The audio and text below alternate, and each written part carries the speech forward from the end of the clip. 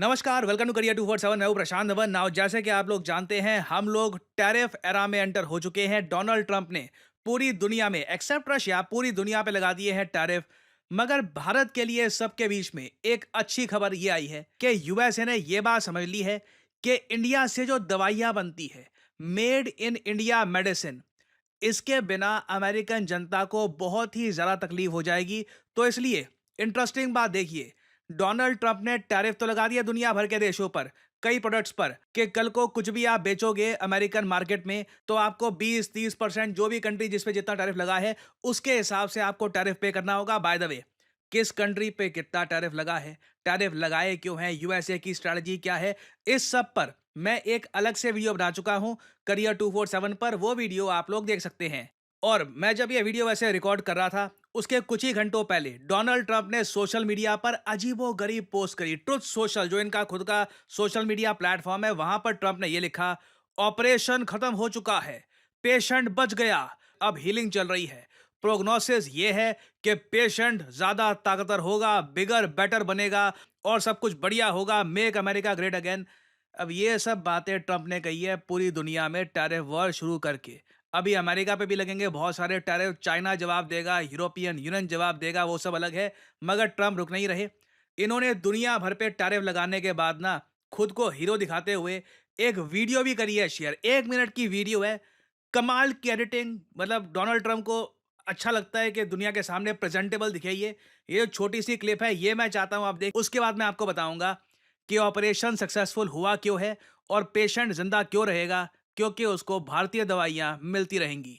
This is one of the most important days, in my opinion, American history. It's our declaration of economic independence. My fellow Americans, this is Liberation Day. April 2nd, 2025 will forever be remembered as the day American industry was reborn, the day America's destiny was reclaimed, and the day that we began to make America wealthy again. American steel workers, auto workers, farmers, and skilled craftsmen watched in anguish as foreign leaders have stolen our jobs, foreign cheaters have ransacked our factories, and foreign scavengers have torn apart our once beautiful American dream. Our country and its taxpayers have been ripped off for more than 50 years, but it is not going to happen anymore. We are finally putting America first. In a few moments, I will sign a historic executive order instituting reciprocal tariffs on countries throughout the world. We will supercharge our domestic industrial base. We will pry open foreign markets and break down foreign trade barriers. More production at home will mean stronger competition and lower prices. From this day on, we're not going to let anyone tell us that American workers and families cannot have the future that they deserve. We're going to produce the cars and ships, chips, airplanes, minerals, and medicines that we need right here in America. We're going to build our future with American hands, with American heart. This will be indeed the golden age of America. ना एक बात यहां पर note करना, Donald Trump constantly खुद को project कर रहे हैं एज अमेरिकाज ग्रेटेस्ट लीडर, कि मैं आया तब जाकर यूएसए को क्या मिली, इकोनॉमिक इंडिपेंडेंस। ये खुद को प्रेजेंट कर रहे हैं अमेरिकन्स के सामने कि ये वो व्यक्ति है जिसने फाइनली अमेरिकन्स की आवाज दुनिया के सामने रखी। और इसका रीजन भी है, ट्रंप का अगला प्लान ये है कि ये लंबे समय तक अमेरिका के प्रेसिडेंट बने रहे। ट्रंप ने इसके बारे में ऑलरेडी बात कर दी है कि इवन दो यूएसए के संविधान में साफ साफ ये बात लिखी है कि एक आदमी 2 टर्म से ज्यादा यूएसए का प्रेसिडेंट नहीं बन सकता। ट्रंप अभी भी कह रहे हैं कि मैं तीसरी टर्म करना चाहता हूं। ये कैसे करेंगे इसका इन्होंने बताया नहीं है, मगर इन्होंने कहा है कि एक तरीका है। अब वो तरीका क्या होगा आप समझ सकते हैं। मोस्ट प्रोबेबली ये अपने संविधान में बदलाव करेंगे या फिर कुछ ऐसी चीज करेंगे जिससे अमेरिका की 50% जनता बहुत ज़्यादा गुस्सा हो जाएगी। तो ट्रंप के लिए बहुत इंपॉर्टेंट है कि इनका जो वोटर बेस है, रिपब्लिकन वोटर बेस, ये बिल्कुल इनके साथ खड़ा रहे। उनके मन में डोनाल्ड ट्रंप ये बात बिठा देना चाहते हैं कि अगर यूएसए का कोई कल्याण करेगा तो वो डोनाल्ड ट्रंप ही करेंगे और इनको बहुत लंबे समय तक यूएसए का लीडर बनाकर रखना चाहिए ना। एक बार को ये सब बातें सुनने में अच्छी लगती हैं। ट्रंप ने ये कह दिया अपने भाषण में कि यूएस सब कुछ अपने देश में बनाएगा, चाहे वो गाड़ियाँ हो, चाहे वो मोबाइल फ़ोन हो, चाहे वो दवाइयाँ हो, बट रियलिटी कुछ और है। रियलिटी ये है कि जब बात आती है दवाइयों की, अमेरिका का गुज़ारा भारत के बिना नहीं चलेगा और काफ़ी हद तक मैं कहूँगा हमें भी अमेरिकन मार्केट की आवश्यकता है। हमारी जो फार्मास्यूटिकल कंपनीज़ हैं इनको ज़रूरत है यूएसए की। आपने एक बात नोट करी होगी, भारत पे टैरिफ लगे मगर भारत की स्टॉक मार्केट रिसेंटली ज़्यादा गिरी नहीं है।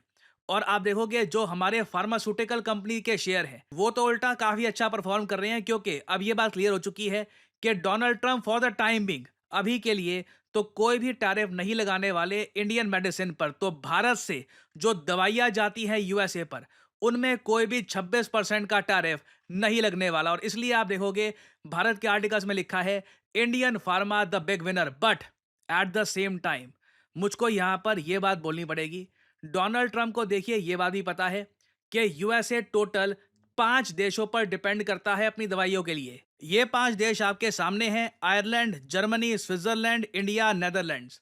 तो इन सभी कंट्रीज की जो आप कह लीजिए मेडिकल सप्लाई की फैसिलिटी है उनको कॉपी करने में यूएसए को बहुत साल लग जाएंगे। अगर ट्रंप आज डिसाइड करते हैं ना कि यूएसए को ये आत्मनिर्भर बना देंगे दवाइयों के मामले में, तो इनको लग जाएंगे आराम से 4 से लेकर 5 साल।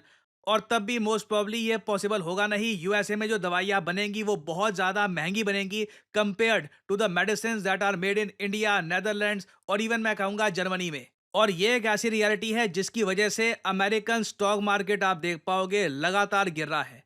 आज अगर हम देखें नैस्डैक जो यूएसए का आप कह लीजिए मेन इनका प्रीमियर इंडेक्स है, वहां पर 5% से ज्यादा गिरावट हुई है। सोचकर देखना एक बार ठंडे दिमाग से, यूएसए ने टैरिफ लगाए दुनिया भर पे, इंडिया पे भी टैरिफ लगाए।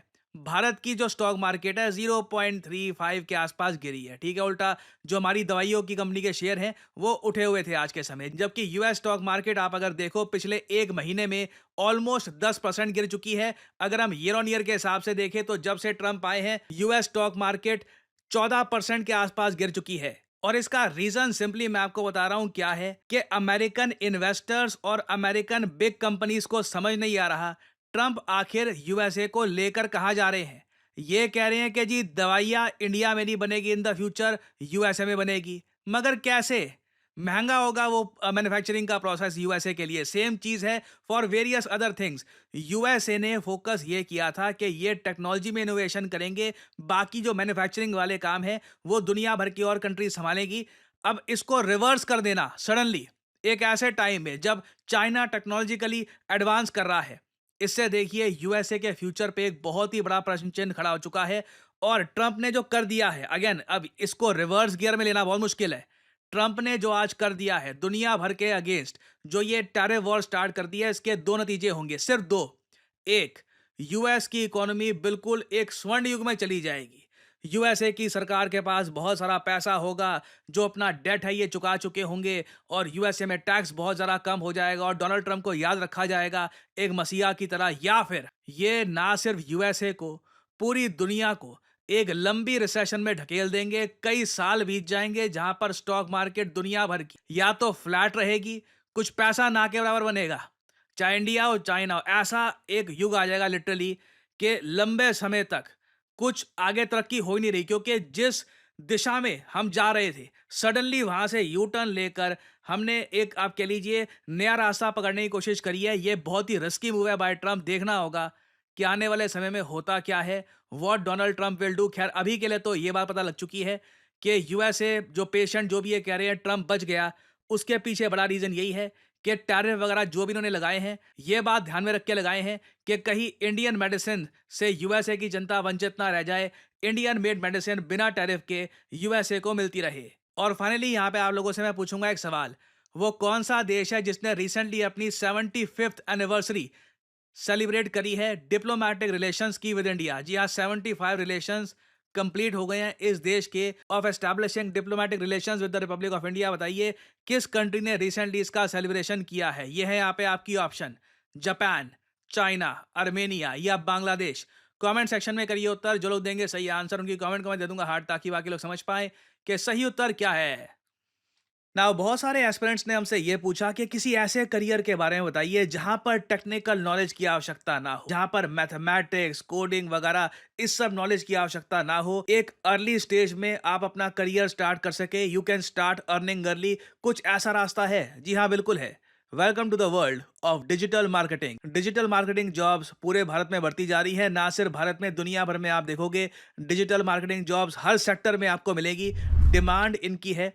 आप अगर 18-19 साल के हैं, आपके पास स्किल सेट है अगर, तो आप डिजिटल मार्केटिंग में जॉब पकड़ के अपना करियर स्टार्ट कर सकते हैं। बहुत से स्टूडेंट्स हैं, वो ग्रेजुएशन करते हैं, साथ ही साथ डिजिटल मार्केटिंग की जॉब भी करते हैं। It is quite common. Even कई लोग हैं जो 34-35 साल के हो चुके हैं, वो कॉर्पोरेट वर्ल्ड में काम कर रहे हैं, डिजिटल मार्केटिंग का कोर्स करके दे improve their value in the corporate world. और अगर हम बात करें सैलरी की, तो यहाँ पर अगर एक कोई बिल्कुल फ्रेशर है, ज़ीरो एक्सपीरियंस के साथ काम कर रहा है, वो भी आराम से साल का 3 लाख पर एनम के आसपास अर्न कर सकता है विद ज़ीरो एक्सपीरियंस। ऑब्वियसली जैसे-जैसे एक्सपीरियंस बढ़ेगा, वो एक बार को 5 लाख, 6 लाख, 7 लाख भी अर्न कर सकता है। जी हाँ, जो रियलिटी है ये मैं आपको बताऊँगा।